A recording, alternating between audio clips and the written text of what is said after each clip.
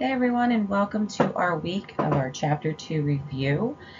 We do have our Chapter 2 test this week, so we're going to have a couple lessons on things that you should be studying and be ready for in order to be prepared for our test coming up.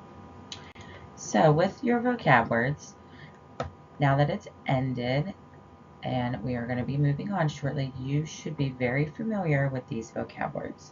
So let's look at a couple examples and kind of talk about them. So liquid, gas, and solids. So you can see here a solid, if you look at the picture, that they're nice and tight together. They make a definite shape and a definite volume or a size. So they're really, all the molecules are touching, they're pushing against each other, and they're tight together.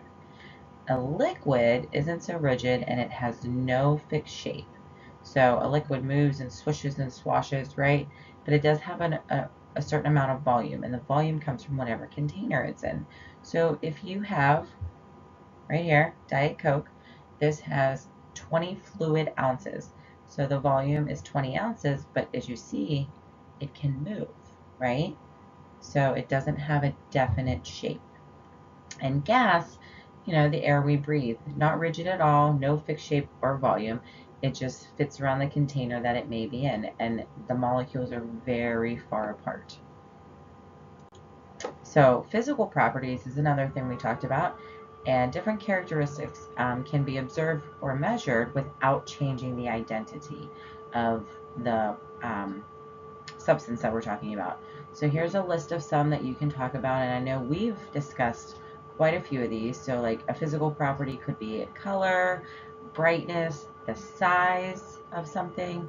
So if it doesn't make it something different, it just changes the form or the shape of it, then it's a physical property. Example, cutting paper. It's still a piece of paper, it's just cut into smaller pieces. So this is kind of the nut of all of it, right? So we need to talk about how matter can be broken into pure substances and mixtures. So mixtures are what turn into the heterogeneous and the homogeneous, right? Homo means it's going to be the same, hetero means different, but that's only with mixtures. Substances are what elements and compounds come from. So remember, elements and compounds we talk about with substances, and mixtures are heterogeneous or homogeneous.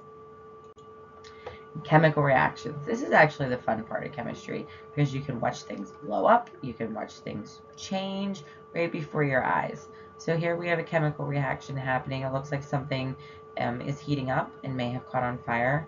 Of course, in the middle, a match makes a chemical reaction because it meets the oxygen and changes it.